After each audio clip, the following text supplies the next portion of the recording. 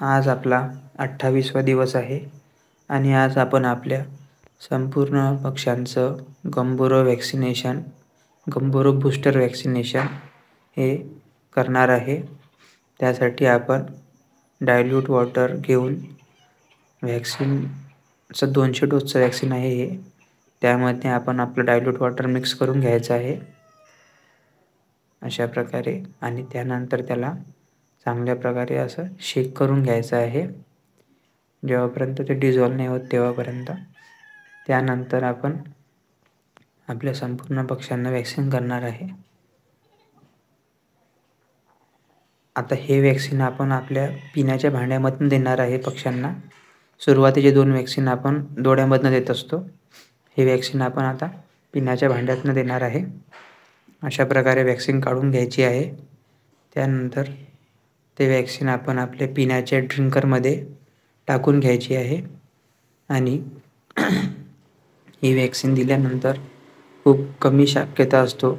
आता आपले 4 वॅक्सिन झालेले आहे आणि 4 वॅक्सिन झाल्यानंतर खूप कमी शक्यता असतो की आपलं कोणते पक्षी व्हायरल डिसीज वगैरे आपल्या शेडवरती येईल, कोणते पक्षी दगावेल याचा खूप कमी चान्सेस असतो.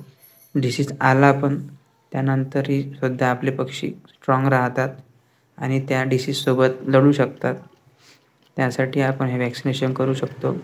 आणि हे डिस्टिल वॉटर अशा प्रकारे निळ्या कलरचं घ्यायचं आहे आणि संपूर्ण पाण्यातनं असं आपल्या पक्ष्यांना देऊन द्यायचं आहे. अशा प्रकारे पाणी ठेवून द्यायचं आहे ड्रिंकरमध्ये आणि 2 तासा अगोदर आपण आपल्या पक्ष्यांना उपाशी ठेवायचं आहे. बिना पाण्याचं ठेवायचं आहे जेणेकरून ते 2 तासानंतर संपूर्ण पाण्यासाठी येतील.